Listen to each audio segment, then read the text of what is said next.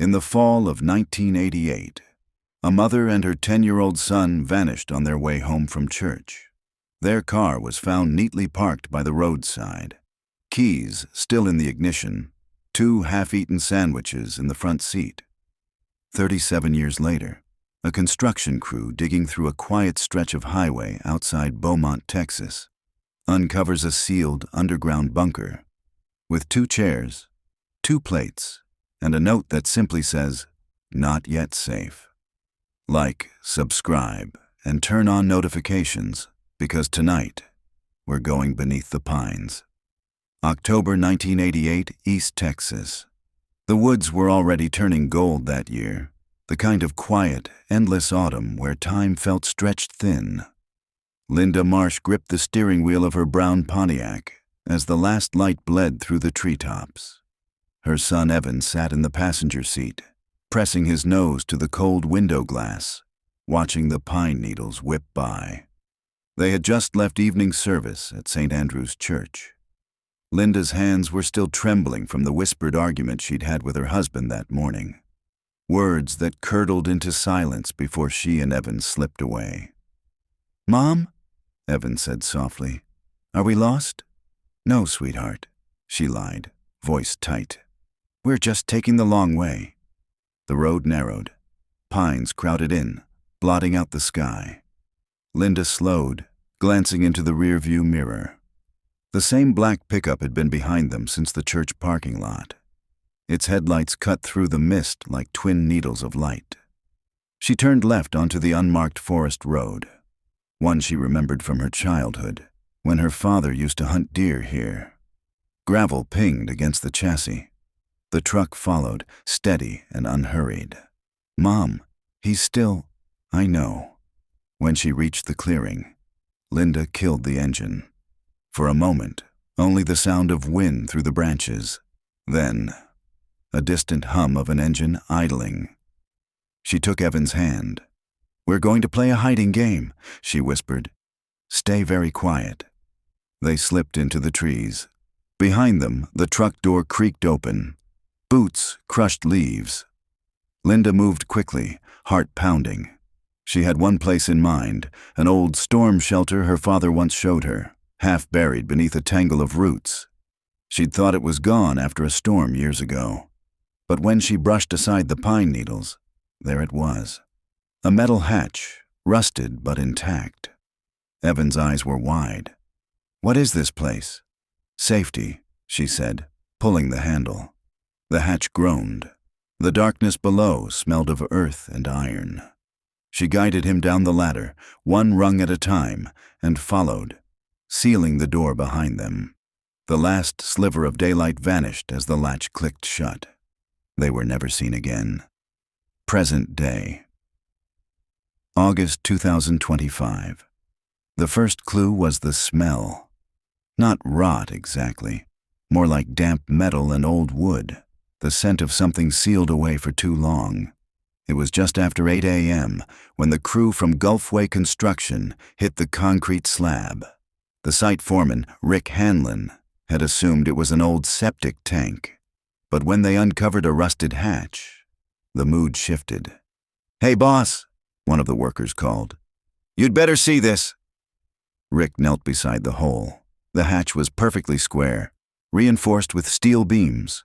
He ran a gloved hand over the surface and felt raised lettering beneath the rust. "Property of Civil Defense, 1959. "Storm shelter?" another man suggested. Rick frowned. Could be, but it wasn't on any map, and they'd checked the blueprints for this stretch of Highway 287. Nothing.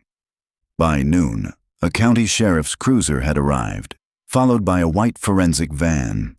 Detective Hannah Pierce stepped out, squinting against the Texas sun. Her boots crunched over gravel as she approached the excavation site. "Morning, Sheriff," she greeted, shaking hands with Sheriff Dalton. "Morning. Crew found this old hatch about 6 feet down. Looks sealed from the outside. You might want to have your team take a look before we pop it." Hannah crouched near the edge. The metal was welded shut in several places. Crude, recent welds, not the original construction. Someone had wanted this place closed. Who welded it? She asked, judging by the oxidation. Maybe within the last decade. She straightened, a prickle running down her neck. So someone knew it was here. Maybe, Dalton said. But get this, GPS says we're less than half a mile from where Linda Marsh's car was found in '88. That name made Hannah pause. The Marsh case was Beaumont's oldest unsolved disappearance. A mother and son vanished after church, their car discovered neatly parked at the edge of the forest. Hannah had been 3 years old then, but she'd grown up hearing her mother whisper about the lady and her boy who got swallowed by the pines. By late afternoon, the forensic team had cleared the area and cut through the welds. When the hatch finally groaned open, a rush of cold, stale air spilled out. They lowered a camera into the darkness. At first, the feed showed only concrete and shadows. Then, a glimpse of furniture, a table, 2 metal chairs, a shelf lined with canned goods, everything coated in fine gray dust. But what caught Hannah's attention wasn't the furniture. It was the message scrawled in faded black paint across the far wall. Not yet safe. The air inside was heavy, almost suffocating. When she descended the ladder, her flashlight beam caught the outline of 2 plates still set on the table, one smaller than the other. "Don't touch anything," she murmured to the tech behind her. To the right of the table sat 2 chairs, side by side. On one rested a small toy, a red matchbox car, perfectly preserved beneath a thin film of dust. "Get me an evidence bag," she said quietly. When she picked up the toy, a folded paper fell from beneath it. She unfolded it with gloved hands. The ink was faded but legible. "If anyone finds this place, we were here. It wasn't an accident." Hannah felt her pulse quicken. "We need to secure this entire area," she said, "and get the State Historical Registry on standby. If this connects to Marsh, it's about to get big." Dalton whistled lowly. "You think this is their bunker?" Hannah didn't answer. Her flashlight swept over the concrete again. That phrase, "not yet safe," looked freshly painted compared to the rest of the bunker. The paint hadn't aged the same way. "Sheriff," she said slowly, "what if this place wasn't open from the inside?" Dalton frowned. "You think someone sealed it after they were gone?" She nodded. "Or while they were still in it." Outside, the pines swayed in the hot breeze, their whispering branches sounding almost like voices. And beneath them, the past had just begun to breathe again. By the time dusk fell, the bunker site looked like a film set. Generator lights casting long white beams across the excavation, deputies moving like silhouettes in the dust. Detective Hannah Pierce stood at the perimeter, arms folded, watching the evidence techs photograph the hatch from every angle. Her notepad was already half filled with questions that refused to settle. The toy car, the painted words, the freshness of the welds. She scribbled, "Not yet safe. Who's it addressed to?" A light drizzle began, beating on her jacket. The smell of wet pine rose from the forest, earthy and electric. Sheriff Dalton approached with 2 paper cups of coffee. "State Lab sending a crew tomorrow. Says this thing's likely Cold War vintage. Civil defense shelter. Maybe privately modified later. Private ownership would fit," Hannah said. Marsh family land used to stretch to this ridge. Her father built fallout shelters in the 50s. He died before the disappearance. Dalton took a sip. "So maybe she remembered one of his projects and used it." "Maybe." Hannah's eyes stayed fixed on the hole. But who welded it shut decades later? They fell into silence, listening to the soft hum of the generator. Just before midnight, Hannah returned to her hotel in town. Her mind wouldn't stop replaying the image of those 2 chairs. She opened her laptop, pulled up the digitized Beaumont Chronicle archives, and typed, "Linda Marsh disappearance, 1988. The first headline, "Local. Mother and son feared lost in woods below it."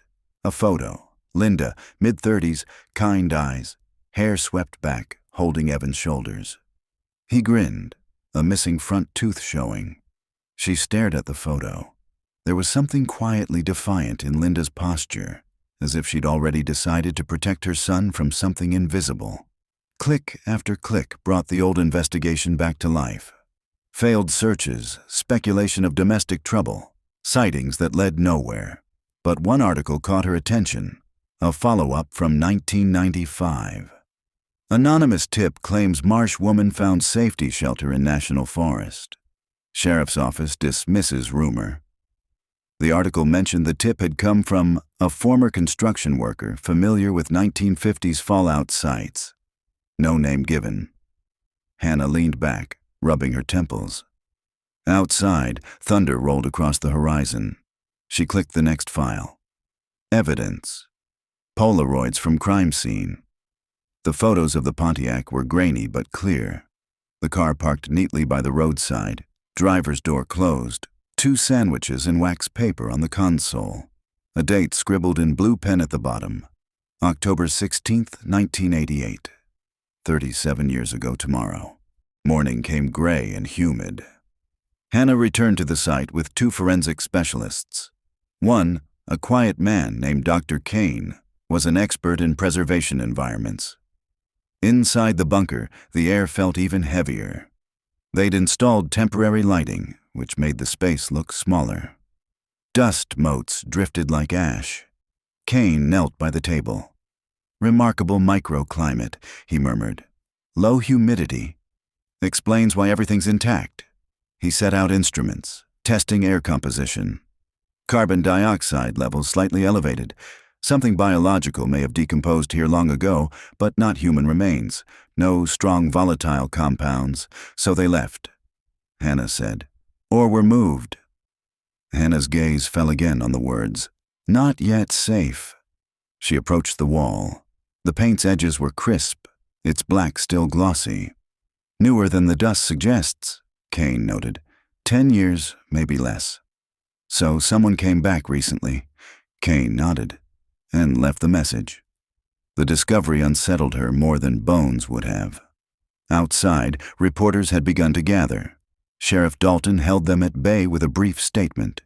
Historical site, possible connection to an old missing persons case. As Hannah climbed out of the pit, a woman broke through the crowd barrier. Elderly, thin, wearing a pale blue cardigan despite the heat. Detective Pierce, she called, voice trembling. Please tell me if you found her. Dalton moved to intervene, but Hannah raised a hand. Ma'am, who are you? Name's Alice Denning. Linda Marsh was my sister. The crowd noise seemed to drop away. Hannah guided the woman toward the shade of a tent. I thought everyone from the family moved north years ago, Hannah said gently. Alice shook her head. I stayed. I couldn't leave her behind. Hannah hesitated. Mrs. Denning, the site might relate to your sister's disappearance, but we're not certain yet. Tears welled in the woman's eyes. She used to talk about those woods. Said our daddy built a shelter there for storms. After she went missing, I dreamed she was inside, knocking to get out. But nobody could hear. Hannah felt the small hairs rise on her arms. Did anyone else know about the shelter? Alice hesitated. A man named Vernon Lee Howe, Daddy's old partner. He kept maps of all the bunkers they built, but he died in 1994, or so we thought. So we thought. Someone mailed me a postcard 5 years ago, Alice whispered. Postmarked Oklahoma. No return address. Just 2 words. Not yet. Hannah stared at her. Do you still have it? Alice nodded. At home, in my Bible. Don't move it, Hannah said. I'll come by this afternoon. As the old woman walked away, Hannah turned back toward the pine line where wind rippled through the needles.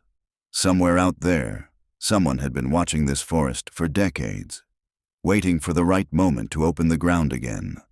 The postcard sat pressed between the onion-thin pages of Revelation. Faded ink on cheap cardstock, the kind you'd buy at a roadside gas station. The image showed a sunset over Lake Texoma. Across the sky, written in uneven capitals, not yet. Hannah photographed both sides carefully, then sealed it in an evidence sleeve. "Same handwriting as the bunker wall?" Dalton asked. "Too early to tell," she said, "but similar slant." Alice watched nervously from her recliner. The small house smelled of lavender and dust. Photographs of children and weddings lined every surface. "He wasn't evil," Alice said suddenly. "Who?" "Daddy. People said he built bunkers for rich men hiding from war, but that wasn't true. He built them for families like us, thought the world would burn one day." Linda was his favorite. Maybe that's why she remembered. Hannah closed her notebook. "Do you recall Vern Howe's full name or relatives?" "Vernon Lee Howe. Had a son, I think. Lived near Jasper. They called the boy Rusty outside. The afternoon sky darkened with a hint of rain." Hannah promised to return with updates, then drove back toward the forest. At the command tent, new evidence awaited. A lab tech handed her a sealed container. Inside lay a piece of torn denim, child-sized, found beneath a loose floor panel in the bunker. Stains marred the fabric near the seam. Kane approached. "We'll run DNA, but preliminary luminol suggests blood. Old, degraded, but present." Hannah swallowed hard. "That changes everything." Dalton muttered, "So maybe they didn't both walk out." They spent the next hours documenting the find, every movement recorded on camera. As dusk fell, a sudden flash of lightning illuminated the tree line. Hannah caught sight of movement, just a flicker, between the trunks. "Hold the light," she said, stepping toward the woods. Rain began to fall. She reached the edge of the clearing, scanning with her flashlight. Nothing but dripping branches. Yet the mud showed a distinct pattern. Fresh boot prints leading away from the site. Someone had been standing there, watching. She radioed 2 deputies to sweep the perimeter, but the prints disappeared into thicker brush. Back at her vehicle, she pulled the hood of her rain jacket tighter and stared once more at the phrase painted inside the bunker. "Not yet safe." Whoever had returned to that place still believed danger lingered, and maybe it did. Later that night, Hannah reviewed the photos of the boot prints under fluorescent light. Wide tread, industrial pattern, size 11 or 12. New, not 1980s vintage. She leaned back in her chair, fatigue washing over her.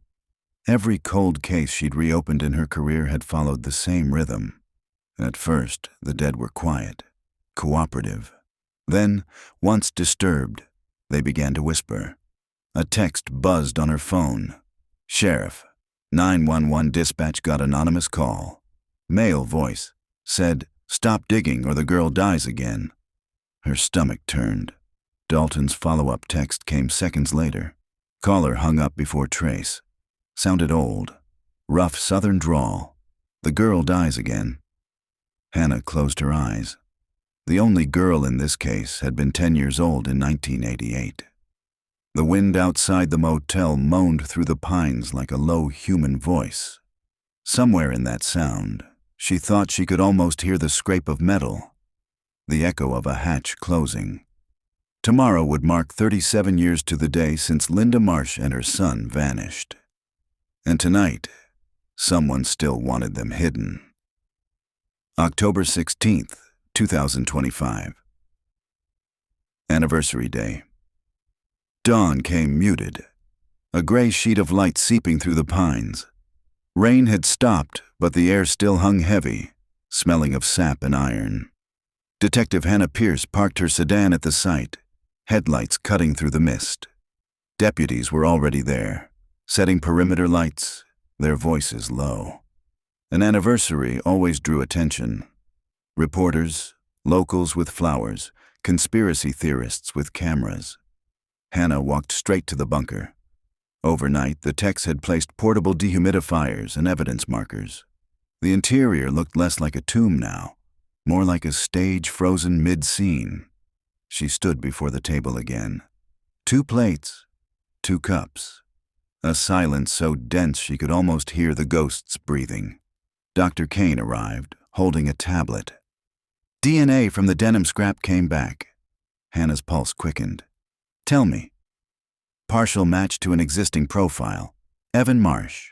She exhaled slowly. So he bled in there. Trace suggests small wound. Could be an accident. No sign of adult blood. Meaning Linda could still have walked out. Maybe. Kane's eyes flicked toward the wall. But the blood isn't the most interesting part. The chemical makeup of the dust shows layers. Top layer no older than 10 years. Someone disturbed this place recently, resealed it, and wrote that message. Hannah nodded grimly. And that someone made the call last night. By noon, television vans lined the road. Reporters filmed against the police tape while drone cameras hovered. Hannah hated the circus. Truth drowned easily in noise.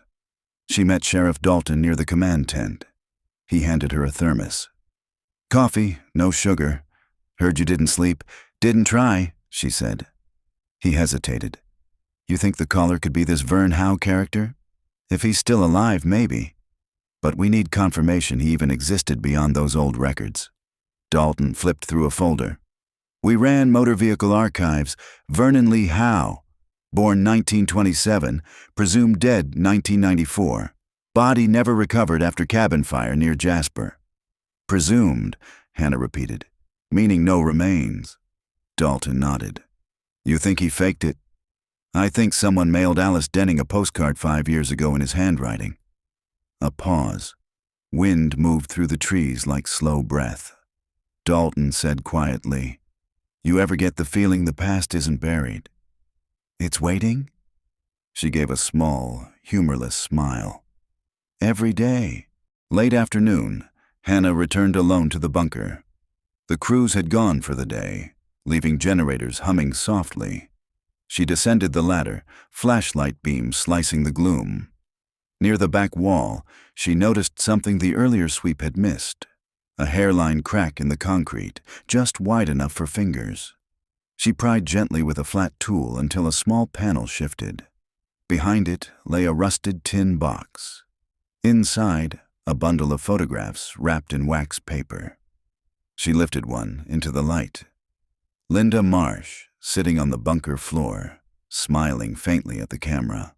Her son beside her, clutching the same red toy car now bagged in evidence.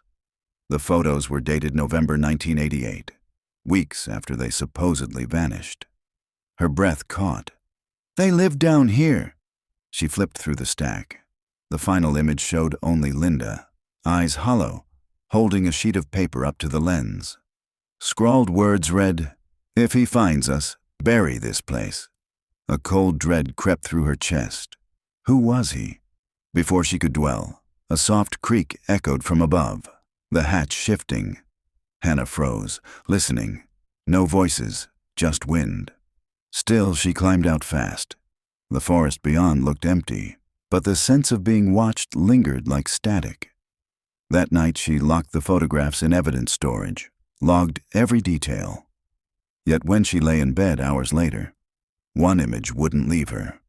Linda's eyes, alert, terrified, staring straight through time. Morning broke hot and bright. The forest steamed after the rain, light pooling like honey through the branches. Hannah met Dr. Kane at the mobile lab parked beside the ditch. He was studying the photos she'd found. Film stock matches late 80s Polaroid. Processing chemicals consistent. No sign of forgery, so they were alive at least a month after disappearance, she said. Kane nodded. Possibly longer. Look here. Each image has subtle lighting differences. They had electricity. Portable generator, maybe. Hannah tapped the photo showing Linda's message. If he finds us, bury this place. She wanted whoever discovered this to seal it. Kane frowned, which someone eventually did. They shared a silence heavy with implication. Later, Hannah drove to the county archives in Jasper. The clerk, a young woman with coffee-stained sleeves, helped pull microfilm files on Vernon Howe. Article: Local contractor dies in cabin fire. Small photo: grizzled man with welding goggles around his neck. Fire ruled accidental. No body recovered. Another clipping: 5 months earlier. Howe questioned in disappearance of Beaumont family. No charges filed. She exhaled. There it is. The clerk looked up. You think he's alive? I think he built a prison and called it shelter. Before leaving, Hannah scanned one last file. Property records, 1958 to 1989. Her eyes widened. Several bunker sites registered under an alias, H.L. Mason. The same alias appeared on a deed transfer dated 1993, after Howe's supposed death. Whoever H.L. Mason was, he'd kept buying land around Beaumont, forming a ring of hidden parcels that all touched the same stretch of forest. Driving back, she phoned Dalton. I think the man who sealed the bunker used the name H.L. Mason. We need to cross-check any surviving relatives. Dalton's voice crackled. Copy that, and you better get back here fast. We've got movement. What kind of movement? Somebody broke into the evidence trailer. Nothing taken except those Polaroids. Her grip tightened on the steering wheel. When? Half an hour ago. Guard swears he saw a man in a tan work jacket running toward the tree line. Hannah accelerated, gravel spraying. Send units to cut him off. By the time she reached the site, deputies were combing the forest. Tracks led north, deeper into the pines, before disappearing on hard ground. She entered the empty evidence trailer. The lock hung twisted. The drawer where the photos had been was ripped open, metal bent. Whoever did it knew exactly what to take. She studied the torn filing labels, tiny curls of paper on the floor. On one scrap, the corner of a photograph remained, showing a fragment of a face. Not Linda's. A man's jawline, streaked with soot, eyes out of frame. Was it Vernon Howe? She pocketed the fragment, then walked outside. The sun burned through the haze, casting long shadows between the trees. For a moment, she thought she saw a figure at the far ridge, motionless, watching. Then it was gone. That evening, back at her motel, Hannah pinned copies of every document to the corkboard she carried in her car trunk, a personal ritual for cold cases. At the center, she placed the word in bold marker, safe. Lines radiated outward. Linda Marsh, Evan Marsh, shelter, Vernon Howe, H.L. Mason. She stared at the connections until her eyes blurred. Her phone buzzed. Unknown number. She hesitated, then answered. A man's rasping voice. You're digging where no light belongs. Who is this? Not yet safe, he said softly. Then the line went dead. Hannah sat motionless, listening to the dial tone. Outside, the cicadas screamed, the forest alive with unseen movement. The investigation was no longer about the dead. Someone out there was still guarding the secret.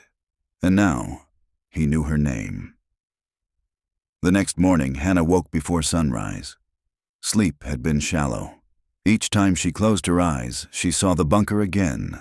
The table, the message, the empty chairs. She dressed quickly, clipped her badge to her belt, and stepped out into the damp, pre-dawn air. The motel's neon sign buzzed faintly in the distance, half the letters dead. She could smell rain still trapped in the soil, and for a moment, she just stood there, breathing it in. Something in those woods had outlasted storms, fire, and silence. It was waiting. She started the engine and drove toward the station. Sheriff Dalton was already in the briefing room, coffee in hand, a map of the forest pinned to the wall. Red circles marked the known bunker sites, 5 in total, forming a loose crescent north of Beaumont. Morning, he said, not looking up. You were right about the alias. H.L. Mason purchased all these parcels between 1990 and 1998.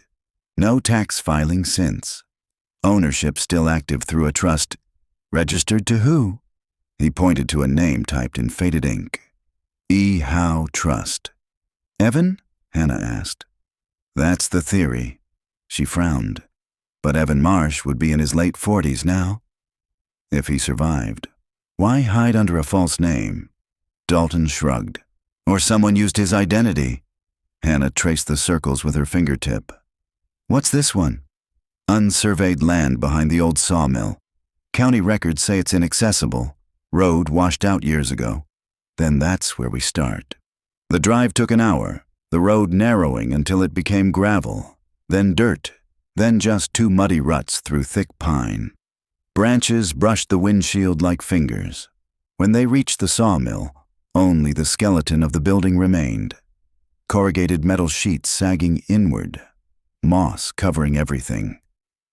Dalton parked beside a fallen sign that read, Harris Timber Company, established 1948. Creepy as hell, he muttered. Hannah stepped out, flashlight in hand. The forest hummed with insects. Somewhere deeper in the trees, water trickled. A creek, maybe. They pushed through undergrowth until the old mill disappeared behind them. After 10 minutes of hiking, Hannah's boot struck something solid beneath the leaves. She knelt and brushed away the debris. Metal, flat. Another hatch. Got something, she called. Dalton joined her, shining his light over the rusted handle. It was smaller than the first bunker's entrance, half hidden by roots. No recent welds this time, but the padlock was new. Stainless steel, unweathered. Someone's been maintaining this, she said. Dalton looked uneasy. We don't have a warrant for private property. Probable cause will hold. This connects to a double disappearance and a threat on an officer. We're going in. She drew a deep breath, then snapped the lock with bolt cutters from her pack. The hatch gave a reluctant groan. Cold air drifted up, tinged with the smell of mildew and something faintly chemical. Hannah descended first. The ladder led into a narrow corridor of concrete. Her flashlight beam caught shelves lined with jars, canned goods, stacks of water jugs. At the far end stood a small living space. Bed, desk, portable radio. Everything was neat. Too neat. A single bulb hung from the ceiling, powered by a humming generator in the corner. Dalton climbed down behind her. Well, someone's still calling this home. Hannah moved slowly toward the desk. Papers lay stacked in perfect order. Maps, hand-drawn diagrams of underground structures, and notes written in a tight, methodical script. One page stopped her cold. It bore the title Subject EM. She read aloud. Growth stable. Memory conditioning successful. Exposure to daylight limited. Reinforced security perimeter. Outside world not safe. Dalton's voice was low. Memory conditioning. She swallowed. If EM stands for Evan Marsh, then whoever wrote this was keeping him down here. There were more pages. Medical records, sketches of the boy's face, timelines of behavioral experiments. Another file bore the initials LM, Linda Marsh. Most entries ended abruptly, except the last. Subject deteriorating, requests to leave increasing, solution, isolate permanently. Dalton stepped back, muttering, Jesus. Hannah stared at the words until her throat tightened. He didn't protect them. He trapped them. She turned toward the far wall and froze. A set of handprints marked the concrete, small, smeared in rust-colored stains, preserved like fossils. Dalton whispered, Blood? She nodded. Old. Maybe decades. They photographed everything before leaving. Outside, daylight seemed too bright after the underground gloom. The forest felt altered, every tree concealing a secret door. Back at the truck, Dalton radioed for backup to secure the site. Hannah leaned against the hood, rubbing her temples. Whoever lived here wrote those notes like a scientist, she said. Clinical detachment, organized mind, but the paranoia, outside world not safe, that's straight from Linda's message. Dalton nodded. Maybe Howe convinced her the surface was poisoned. Maybe he convinced himself, or someone else continued his work. The hum of cicadas swelled until it drowned their voices. Look at the dates, Hannah said, holding up one of the copied pages. Last entry, April 1995, a year after Howe's supposed death. Dalton exhaled. So he didn't die. Or he passed it to someone who believed the same delusion. She folded the paper, slid it into her folder, and looked toward the endless forest. "Either way," she said quietly, "we've only opened the first door." The day after the second bunker was discovered, the investigation shifted from curiosity to obsession. Reporters were now camping along the forest road, and the county had to erect barriers. Helicopters buzzed overhead, their rotors scattering the scent of pine and damp earth. Detective Hannah Pierce barely noticed them. She'd spent the night in her office, surrounded by copies of the bunker notes, photographs, and a single object that refused to leave her mind: the red toy car, now sealed in a plastic case beside her desk. She turned it over in her gloved hand. On the underside, faint letters were scratched into the metal. 2E, for when we drive home. Her throat tightened. A mother's promise turned artifact. She placed it down carefully and turned to the stack of files Dr. Kane had brought from the second bunker. Among the medical notes and drawings, one folder bore a different texture: a leather-bound notebook, edges curled from moisture. Inside, the writing was uneven, desperate. December 1st, 1988. He says the air above is poisoned. I don't believe him, but Evan does. I can't let him see me cry. He checks the hatch every night to make sure it's locked. Sometimes I think he's locking us in. Hannah's pulse quickened. "Linda," she whispered. Page after page chronicled the slow collapse of sanity. The flickering generator, the dwindling supplies, Evan's nightmares. Then, near the end, March 1989, heard voices through the vent.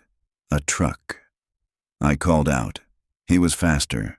Told me they'd come for us, take us away. He welded the door shut. The handwriting grew shaky, letters pressed deep into the paper. April. Evan is coughing. I told him stories about the sky. The final line: "If you ever read this, I tried." Hannah closed the notebook gently. The room felt smaller. By afternoon, she and Sheriff Dalton met again with Dr. Kane to catalog the finds. The forensics tent smelled of latex and dust. "Fingerprints?" Hannah asked. "Partial prints on the generator and jars." Kane said, "No match in databases." But I ran the handwriting. The notebook matches Linda Marsh's letters from the 1980s. So she wrote those entries herself. Yes, and the final pages of the medical files. Different handwriting entirely. "Could be mail," later dated Dalton frowned, meaning someone came back years later and added to the records. Kane nodded. "Exactly. The ink composition confirms it. Early 2000s ballpoint." Hannah leaned on the table. "So the same person who sealed the first bunker returned to this one decades later." She exhaled. "We're chasing a ghost who keeps editing history." That evening, Hannah drove back toward the forest. The sky had bruised into indigo. Fireflies blinked like sparks. She pulled onto a dirt shoulder and killed the headlights. For a moment, she simply listened. Crickets, wind, the distant rumble of thunder. Her radio crackled. Dalton's voice. "You still out there?" "Yeah, just needed air." "Keep your phone on. We're pulling county records for that trust." Something weird turned up. "Funds withdrawn last month." Her heart jolted. "By who?" "Signature reads E. Howe. Bank's verifying now." She looked out across the dark pines. "So he's alive. Or someone wants us to think he is." Lightning flared silently in the distance. Hannah felt the old chill return, the sense that the forest itself was listening. She drove deeper down the dirt road, toward the sawmill again. The air was thick with humidity. When she reached the clearing, her headlights caught something glinting near the bunker hatch. She stopped, stepped out, flashlight in hand. The glint resolved into a metal thermos lying on its side, still beating with condensation. Fresh. Her pulse quickened. She crouched, touching the damp grass. Still pressed flat where someone had been sitting. A twig cracked behind her. "Sheriff?" she called softly. No answer. She turned, scanning the trees. The beam of her flashlight caught a face, pale, motionless, half hidden behind a trunk. "Stop right there," she shouted. The figure flinched, then stepped forward slowly, hands raised. A man, maybe late 40s, thin, clothes torn and dirty, hair streaked with gray. His eyes caught the light, frightened, wild, and strangely childlike. "Who are you?" Hannah demanded. He swallowed, voice hoarse. "I'm not supposed to talk." "Did you leave this?" She lifted the thermos. He shook his head violently. "He watches." "Always watches." "Who does?" The man's breathing quickened. "You shouldn't have opened the door." "Not yet safe." The phrase froze her where she stood. "Tell me your name." He hesitated, then whispered, "Evan." The air seemed to drop 10 degrees. Hannah took a careful step closer. "Evan Marsh?" His gaze darted past her toward the woods. "He'll come if you say it too loud." "Who?" "My father." She frowned. "Your father's name was Daniel Marsh." Evan shook his head, trembling. "No, not him. The other one, the one who kept us safe." Before she could respond, a gunshot cracked through the forest. Bark exploded beside her head. She dove to the ground. Evan screamed and bolted into the darkness. "Evan!" she yelled, scrambling to her feet. Another shot. This one farther away. Then silence. She aimed her flashlight through the trees, but only darkness stared back.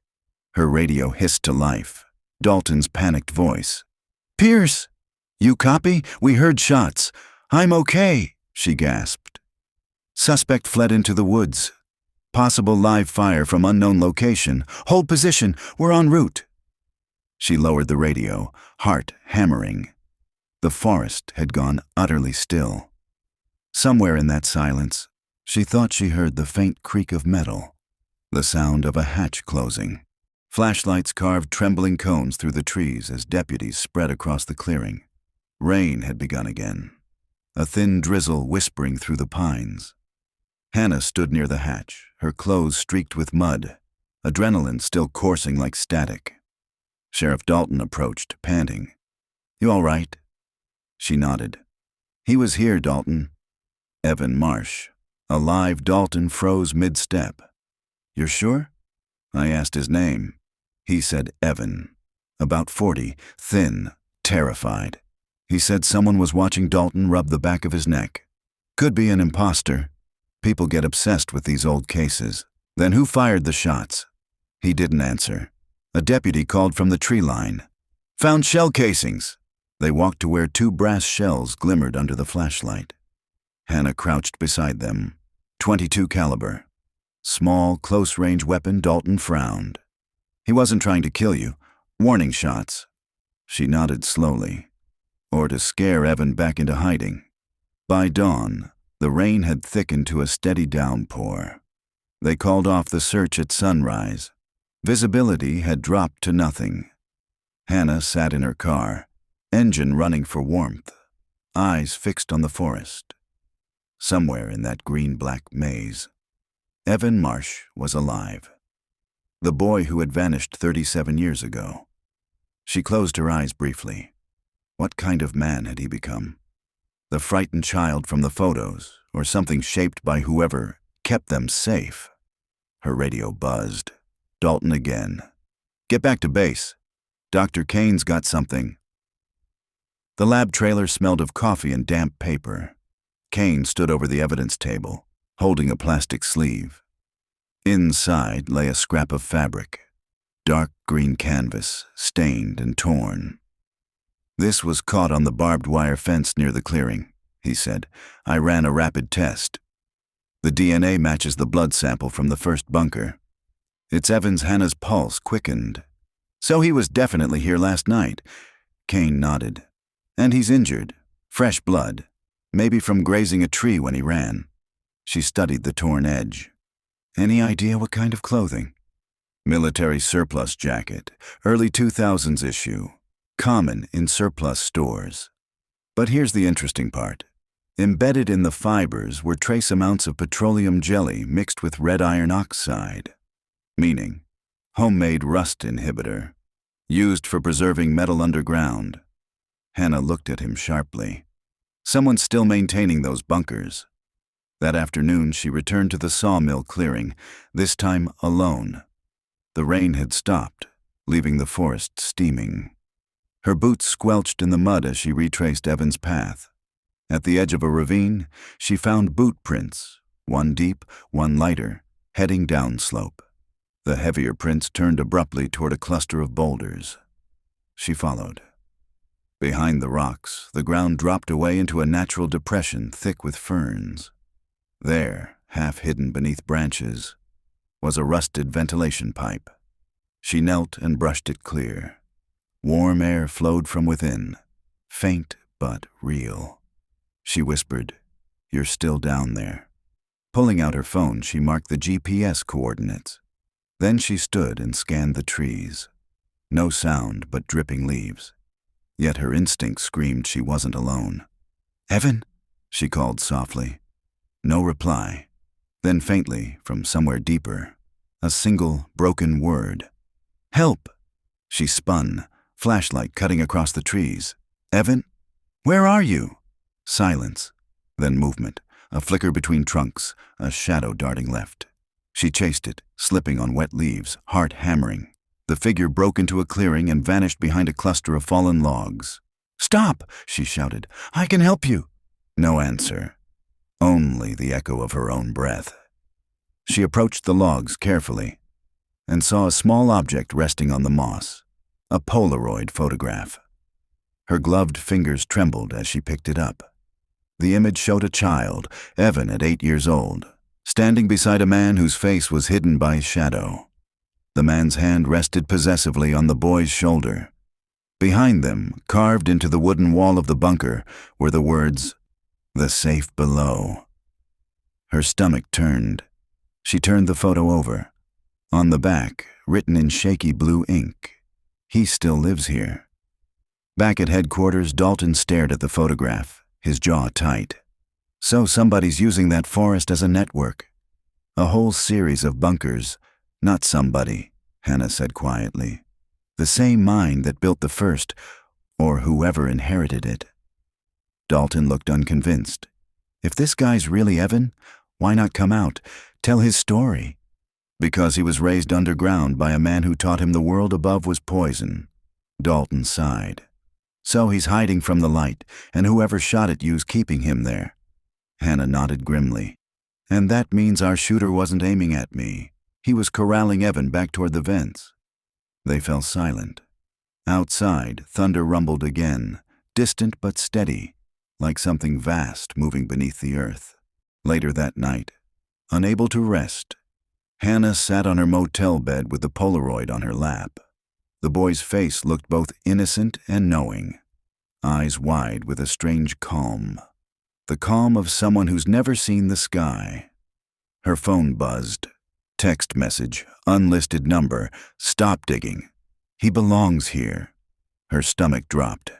She typed back quickly. "Who is this?" No reply. She set the phone down, pulse racing, and stared at the photograph again. The words on the back, "He still lives here," seemed almost to shimmer in the lamplight.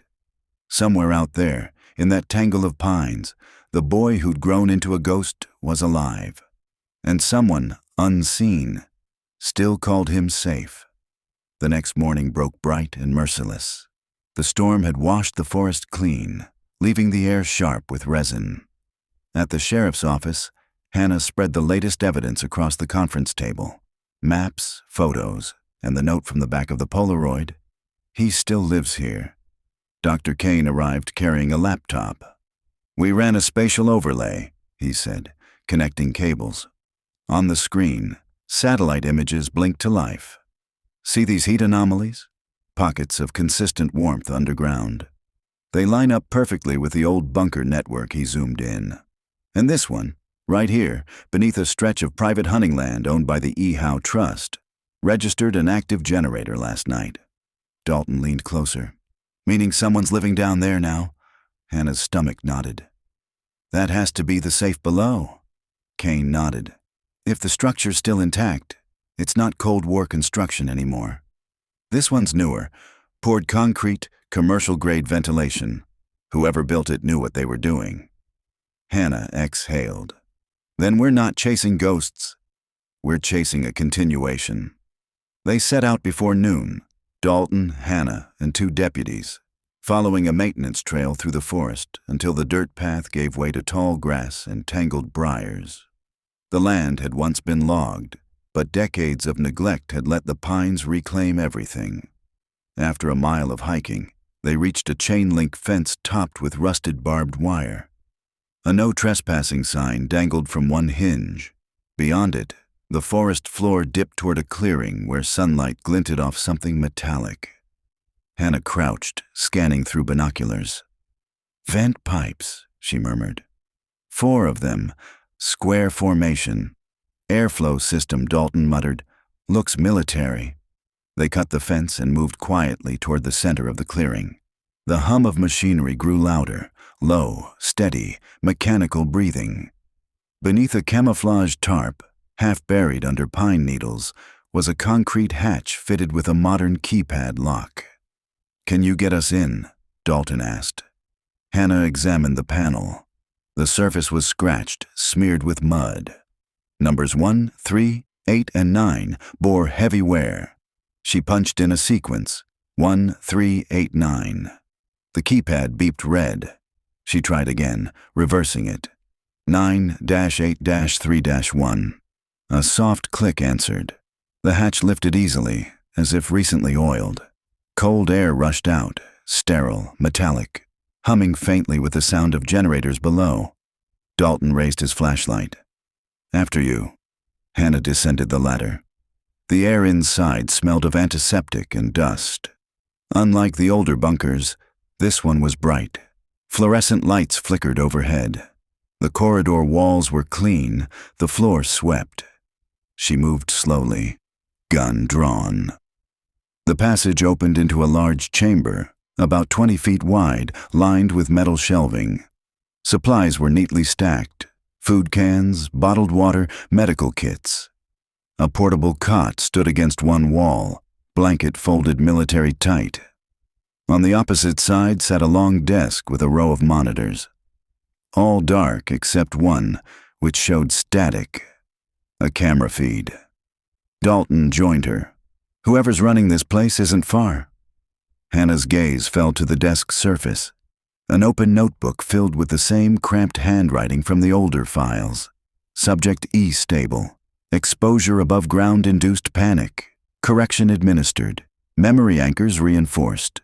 She flipped another page. Detective present. Observe pattern before relocation. The world remains unsafe. Dalton read over her shoulder. "That's you." She looked up sharply. "He's been watching." A sudden creak echoed from deeper in the tunnel. Both turned toward the sound, footsteps slow and deliberate, coming from the far corridor. Hannah raised her weapon. "Show yourself." A figure stepped into the light. It was Evan. His clothes were cleaner than before, hair damp, eyes clearer, but there was something vacant behind them, like the surface of still water. "Evan," she said, lowering the gun slightly. "You don't have to be afraid. I'm here to help." He blinked, voice soft. "He said you'd come." "Who? The man who built this?" Evan hesitated, glancing toward the ceiling. "He doesn't like noise. The world up there. It's poison." "He saved us." Hannah took a slow step forward. "Evan, listen to me. That's a lie. You were children. He trapped you." He shook his head violently.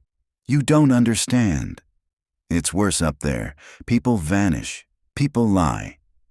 Dalton kept his weapon ready but said nothing. Hannah tried a different tone, gentler. "Do you remember your mother?" For the first time, his face softened. She wanted to leave. He told her the sickness would take her. She didn't believe him. His voice cracked. Then one day, she was gone. "She died down there, didn't she?" Tears filled his eyes. "He said she went above." "And you believed him." Evan's silence was answer enough. Then, faintly, from the speaker mounted near the ceiling, a man's voice rasped, "That's far enough, Detective Pierce." Hannah froze. "Who is this?" You've seen enough to know the truth. The world poisons everything it touches. Down here, life endures. Don't make the same mistake she did. Hannah's heart hammered. Where are you? The voice chuckled softly. Close enough to see that you brought company. Dalton whispered, We've got external transmission. He's patched into the intercom. The voice continued, calm and steady. Evan, step back from her. She'll take you outside. You'll choke on the light. Evan's gaze flickered between them, confusion twisting his face. Hannah reached out. You're not sick, Evan. Look at me. I've been above all my life. He looked at her hands, clean, unburned. His lips trembled. He said the air kills slow. It doesn't. He lied to keep you here. The intercom hissed with static. Then the voice returned, colder. He's not ready. Leave, or I'll seal this place like the others. A loud metallic thud echoed overhead. The hatch. Dalton swore. He's closing us in. Hannah grabbed Evan's arm. Move! They sprinted down the corridor as the lights flickered red. Somewhere above, gears ground against steel. By the time they reached the ladder, the hatch had begun to slide shut. Dalton threw his shoulder against it, grunting, while Hannah shoved Evan upward. Together they forced the door open just enough to slip through before it slammed closed with a deafening clang. They collapsed in the wet grass, gasping for air. When she looked back, the hatch was gone, covered by a layer of dirt that hadn't been there minutes before. The ground itself seemed to have swallowed it whole. Hannah turned to Evan, who knelt beside her, shaking. Where is he? She asked. Evan stared blankly at the trees. Everywhere down here. He built more. Her voice was barely a whisper. How many, Evan? He lifted his eyes, pale and terrified. 12. The interrogation room smelled faintly of bleach and metal. Morning light slanted through the blinds, striping the table in alternating bands of brightness and shadow. Evan Marsh sat hunched forward, elbows on his knees, fingers twisting the hem of his jacket. His hair was damp from a shower, his clothes borrowed from the county locker. Hannah watched him through the glass for a long moment before entering. She'd been awake all night writing reports, replaying the escape, hearing the voice on the intercom every time she closed her eyes. She set a cup of water in front of him. You're safe here, she said. Evan looked up slowly. His eyes, gray, unfocused, drifted toward the ceiling. He said that once, too. She took a seat opposite him. You mean Vernon Howe? He flinched at the name. Don't call him that. What should I call him? Evan's voice dropped to a whisper. Father? Hannah studied him. He wasn't your father, Evan. He raised me, he said, almost defiantly. Taught me how to stay alive when everyone else was gone. She leaned forward. Gone where? Up there. He pointed vaguely toward the ceiling. The sickness, the fire, the noise. He said we were chosen because we listened. Hannah tried to keep her tone calm. There was no sickness. The world didn't end. He lied. Evan's hands clenched. You don't know what it's like down there. The air is still. It listens. He said the world up here hums like a fever. She let the silence stretch until his breathing slowed again. Evan, the woman you called mother, Linda Marsh, she didn't believe him either, did she? His expression faltered. She wanted to go. She said I'd see the stars one day. He told me she was sick. He said she walked out and never came back. Hannah's throat tightened. You didn't see what happened to her? Evan shook his head. He said the air took her. She hesitated. The man who spoke through the intercom yesterday. Was that him? Evan looked confused. He's always there. Sometimes through the vents, sometimes the lights. He says I'm not finished yet.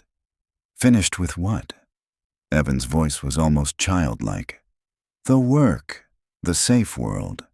He said when the others are ready, we'll go below again. Hannah's pen paused. Others? He nodded. He brings them sometimes. The quiet ones. They stay for a while. They learn the rules. Her stomach turned. How many, Evan? He looked at her, eyes wide and uncertain. 12. She felt the word land like a physical blow. The 12 bunkers. Outside the observation window, Sheriff Dalton muttered, "We've got a cult case, don't we?" Dr. Kane nodded grimly. "Generational conditioning." "He's been recruiting replacements." Dalton crossed his arms. "If half those bunkers are active, we're sitting on a forest full of buried people." Kane added, "And whoever's running this network is still communicating with him." The intercom signal came from an old CB tower north of here. Leased property, same shell. H.L. Mason Family Trust. Dalton turned toward the door. "We need a warrant and a team. If there are survivors, we pull them out today." Hours later, Hannah sat alone with Evan again. He'd grown quieter, eyes darting to the corners of the room as if expecting someone to materialize. "You hear him now, don't you?" she asked softly. Evan nodded once. "He doesn't like you. Says you bring the sickness." She folded her hands. "He's afraid." "You're the proof that he lied." A faint smile flickered across Evan's lips. "He said you'd say that too." Her patience thinned. "Evan, listen to me. There's no disease, no poison. You've been breathing open air for 12 hours. You're fine." He blinked slowly. "For now." "Then help me stop him. Help me find the others." Something shifted behind his eyes. Fear and longing tangled together. "He said I'd go back when it was safe." Hannah leaned forward. "You don't have to go back. You can choose for yourself now." He looked down at his hands. "I don't remember how." That night, while deputies escorted Evan to a holding room, Hannah stepped outside into the cool air. The forest loomed black beyond the parking lot, a wall of whispering leaves. Her phone buzzed. A new message from an unknown number. "You brought him into the light. He won't survive there." Her stomach twisted. She typed quickly, "Who is this?" The reply came seconds later. "The world isn't safe yet. You'll see." She looked toward the dark tree line. For a moment, she thought she saw a red light blinking among the pines, like a camera indicator. When she blinked, it was gone. At dawn, Dalton woke her with a call. "We got the warrant. We're heading to that tower site north of here." "On my way," she said, pulling on her jacket. By the time she reached the clearing, the sky was pale gold. The tower rose above the trees, rusted but functional. Wires leading to a small utility shack at its base. 2 deputies waited with bolt cutters. Dalton gestured. "Signal trace ends here." They forced the door open. Inside, the air was cold and chemical, humming with a generator. On the table sat a row of old radio transceivers, all still powered, lights blinking faintly. One was labeled Chapter 12, Safe Link. Kane adjusted a dial. The speakers crackled to life. First static, then a voice. Calm, familiar, chilling. "You can't save him, Detective. He belongs where the noise can't find him." Hannah froze. "Where are you?" "All around you. The roots, the tunnels. The world below is vast." Dalton whispered, "It's a recorded loop." But then the voice changed tone. "Tell Evan he left the door open." A second later, alarms blared at the station 15 miles away. Evan's holding room door had been forced from the inside. By the time Hannah and Dalton raced back, the cell was empty. The guard lay unconscious beside the wall, breathing shallowly. Hannah knelt beside him. "What happened?" The man groaned. "He said he had to go home." She stood, heart hammering. "He's heading back to the forest." Dalton grabbed the radio. "All units, lock down every road to Beaumont Woods. We've got an escapee headed for the bunker sites." Hannah stared through the station window.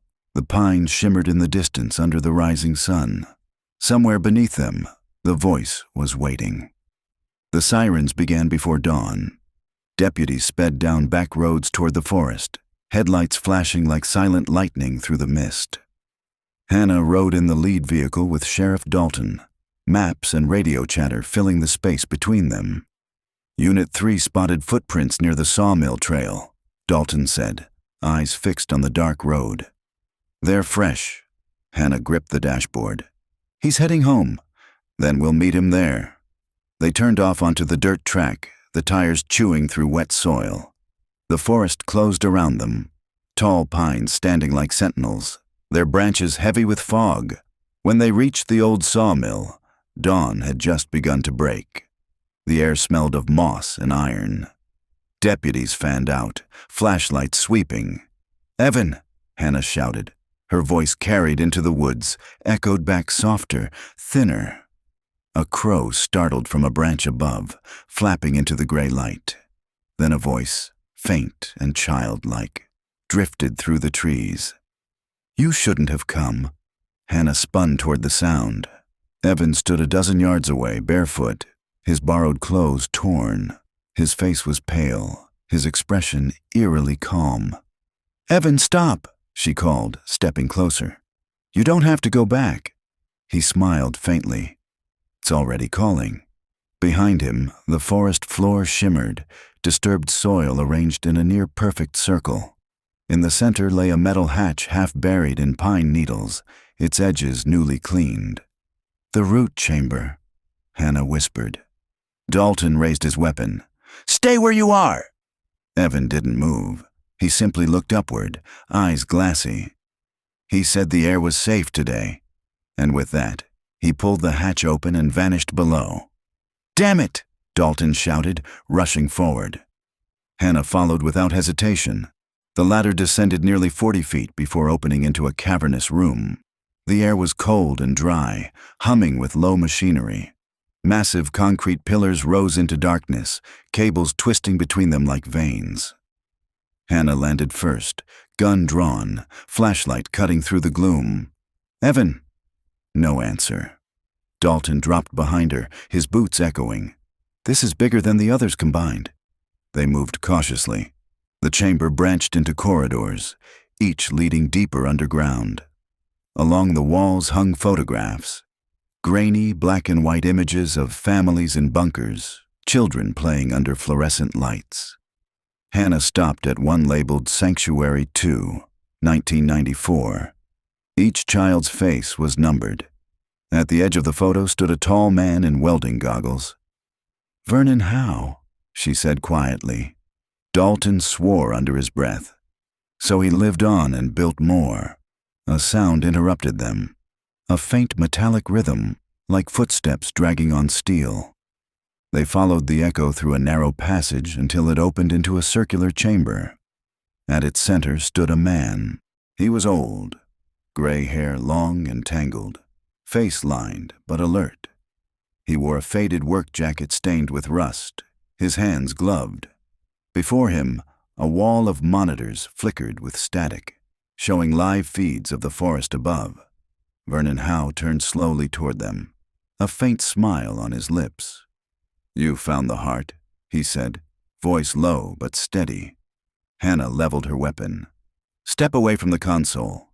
He chuckled. "Always the same words from your kind, authority without understanding." "Where's Evan?" she demanded. "Home," Howe said simply. "Where he belongs. You manipulated him. You trapped a child underground and called it protection. I saved him," Howe snapped. "The world up there eats people.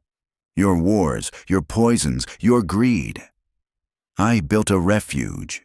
And he was the proof that innocence could survive." Dalton's voice was sharp. "You brainwashed him into obedience. That's not salvation, it's captivity." Howe's gaze flicked to the ceiling cameras. "You'll never grasp it." They all begged to return once they saw what the surface had become. Hannah took a cautious step forward. "How many others are alive?" Howe smiled faintly. "Enough to start again." A voice echoed from behind them. "He's right." They turned. Evan stood in the doorway, expression blank, eyes fixed on the old man. "Evan?" Hannah said softly. "Don't listen to him." Howe extended a gloved hand. "You know the truth, my son. You've seen their sickness. Come back below where it's clean." Evan's lips trembled. "You said she'd be waiting." "She is," Howe whispered. "In the light below." In the safe, Hannah stepped between them. Evan, your mother died trying to get you out. She didn't want this house face hardened. She was weak. The word hit like a spark. Evan's expression twisted. Pain, memory, anger. You said she walked away. She did. Into death, Evan's voice cracked. You killed her. Howe's smile faltered.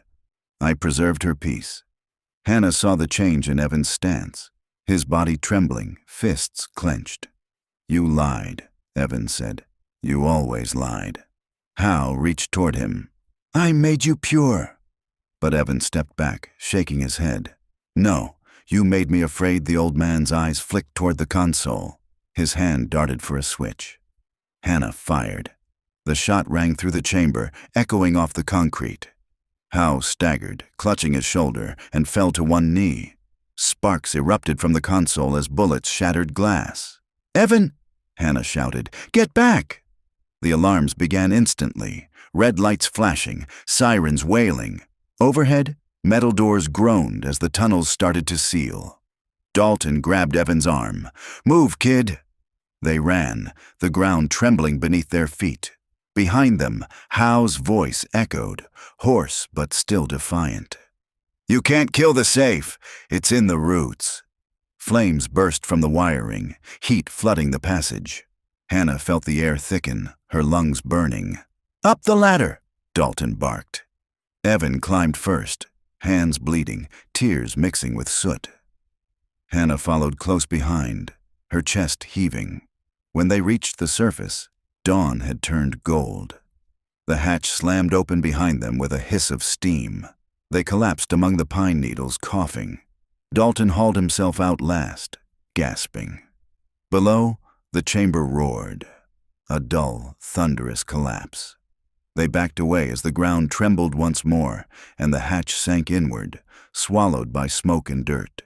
For a long moment, none of them spoke. The forest was silent except for the wind in the branches. Then Evan whispered, It's gone. Hannah looked at him, his face streaked with ash, eyes wide with shock. Not all of it, she said quietly. There are 11 more. The forest burned for 2 days. Not a roaring wildfire, but a slow, smoldering collapse. Columns of smoke twisting through the pines as the underground chambers imploded one by one. The ground sank in uneven pockets where concrete gave way, swallowing trees and soil in muffled thunder. By the third morning, the fires were dying. Deputies moved through the haze with respirators, tagging unstable ground and sealing perimeters. Hannah stood at the edge of the largest crater, ash clinging to her jacket, her face pale beneath the grime. Below, where the root chamber had been, there was only darkness and rubble. Dalton joined her, his voice muffled through his mask. State's taking over the cleanup. They've got engineers on site. She nodded absently. Any sign of him? He knew who she meant. None. If Howe was still alive down there, he's gone now. She watched a curl of smoke drift upward, spiraling into the clear blue morning. Gone isn't the same as over. Dalton hesitated. You think the others are still active? Somewhere. Her voice was quiet but certain. He said it himself. The roots. It's all connected. The other bunkers could be tied to the same network. Dalton sighed. We'll search every square foot if we have to. But for now, you need rest. I'll rest when I stop hearing his voice, she said. He gave a small nod, the kind that meant he understood but didn't agree, then walked back toward the vehicles. Later, at the temporary shelter, Dr. Kane examined Evan under soft, fluorescent light. The young man sat quietly, arms wrapped around himself, eyes unfocused. Physically, he's fine, Kane told Hannah. Dehydrated, mild shock, but nothing critical. Mentally, he hesitated. It'll take time. Decades underground. His reality's built on lies. Hannah knelt beside Evan. You're safe now, she said softly. He blinked slowly. Safe, he echoed, as if testing the word for meaning. You don't have to go back. His lips trembled. He said the light would burn us. She lifted his hand and held it beneath the lamp. See? No burns. For a moment, he stared, transfixed. Then tears welled in his eyes. I don't remember the sun. Hannah's own throat tightened. You'll see it again soon. Evan nodded faintly. He built them for people like me. The ones he said were chosen. What happens when they wake up? We'll make sure they're found, she said. Every one of them. He looked up. You'll go back down there? If that's what it takes.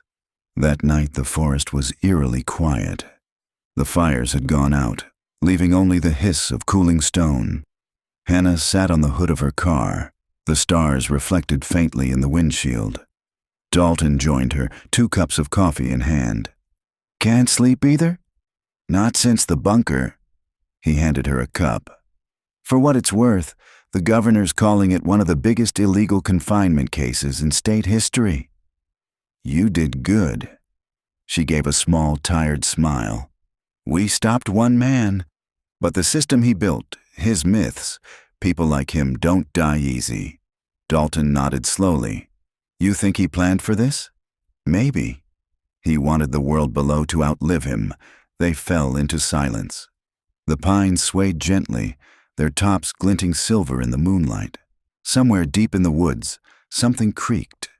Just wood settling, or maybe something else shifting beneath the soil. Do you ever wonder, Dalton said quietly, what it does to people, staying underground that long? Hannah stared into the dark. I think it changes what they dream about. When you can't see the horizon, you start to imagine a safer cage. The next morning, Hannah visited Evan again. He was sitting by the shelter window, sunlight warming his face. He didn't flinch from it this time. She sat across from him. Do you remember anything else about the other bunkers? He thought for a long time. He said they were like veins. Each one carried breath to the next. If one fell, the others would close. Automatic seals? He nodded. To keep the sickness out. She jotted a note. Then, when the root chamber collapsed, they all went dark, Evan said softly. But he's not gone. Her pen stopped. What do you mean? Evan looked at her with unsettling calm. He said the roots listen. They learn. She felt a chill crawl through her chest. Evan, what roots? He smiled faintly, as though remembering a lullaby. The machines. They grow. Kane approached from the doorway, but Hannah lifted a hand. Quiet. Evan, she said, do you hear him now? He blinked. Not him. Just the hum. It never stopped. The lights above them flickered once, briefly, then steadied. The hum of the generator outside deepened for a moment, like a slow exhale. Hannah stood, unsettled. Rest, Evan. I'll be back later. When she stepped outside, the air smelled of rain again. Deputies were packing up equipment, their radios crackling with distant chatter. She looked back toward the tree line, where faint smoke still drifted upward in the distance. The forest looked peaceful, ordinary. But as she watched, she thought she felt the faintest tremor underfoot. A pulse, rhythmic and patient, like something still breathing below. That night she sat in her motel room, finishing her report. The final sentence came easily. Investigation ongoing. Subject E under protective supervision. Remaining sites under excavation order. She saved the file, closed the laptop, and leaned back in the chair. The clock read 11:59 p.m. From somewhere outside, faint static whispered through her police radio, though she hadn't turned it on. Then, through the static, a voice, faint, distant, but unmistakable. Detective Pierce. You've only cut one root. The radio went silent. Hannah stared at it, unmoving, the soft whir of the ceiling fan filling the space where his voice had been. After a long moment, she stood, walked to the window, and looked out over the forest. The pines stretched endless and dark, swaying gently under the moonlight. She whispered, not yet safe. And the trees seemed to whisper it back. 6 months later, spring returned to Beaumont County. The forest had begun to heal. Charred trunks still stood like gravestones among the new green undergrowth, but the air smelled of rain and sap again. Wildflowers bloomed along the back roads where police tape once fluttered. At the edge of the forest, a chain-link fence surrounded what remained of the root chamber site. Federal investigators had stripped it to bare earth, removing debris, cataloging every rusted screw and scorched cable. The pit was now filled, seeded with young pines, an attempt at erasure that fooled no one who had seen what lay beneath. Detective Hannah Pierce stood by the fence, wind lifting her hair. She had come alone this time. Her badge still hung at her belt, but she hadn't worn it in weeks. The department had given her extended leave, the polite term for recovery that wasn't happening fast enough. She watched a crow circle above the trees, its cry echoing faintly. "Still here," she murmured. The forest answered only with wind. In the months since the collapse, 11 bunker sites had been found across 3 states. Most were empty, abandoned decades earlier, stripped of supplies, walls coated in mold. But 2 contained remains, adults and children both. And in one, recovered deep under the limestone, investigators had found a functioning generator still humming, feeding power to a single intercom line buried under a false wall. No one had touched it. When technicians cut the power, they swore they heard a voice whisper their names.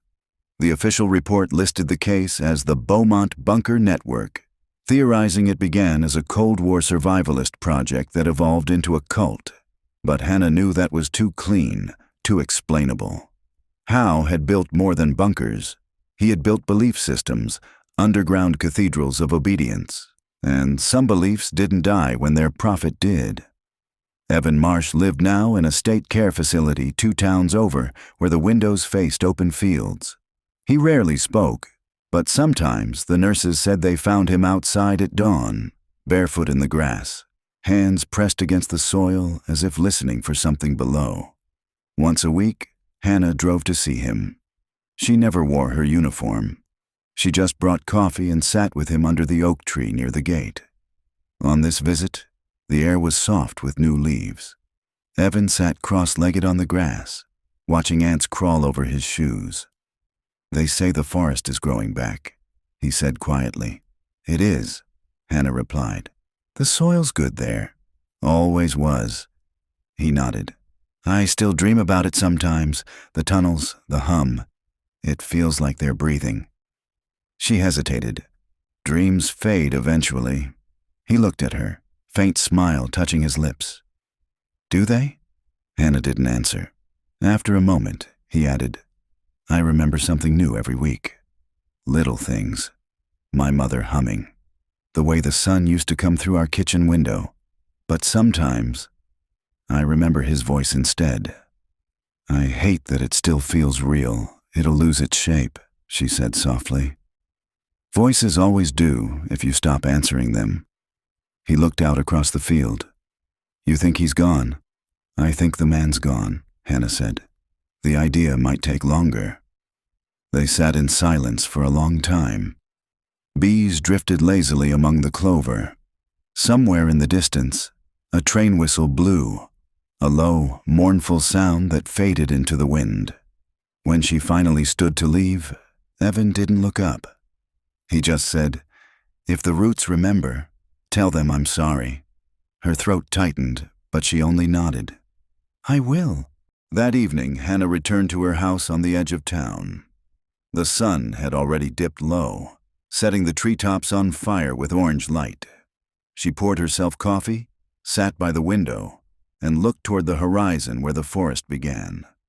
She had kept one thing from the investigation, a single photograph found among Howe's archives.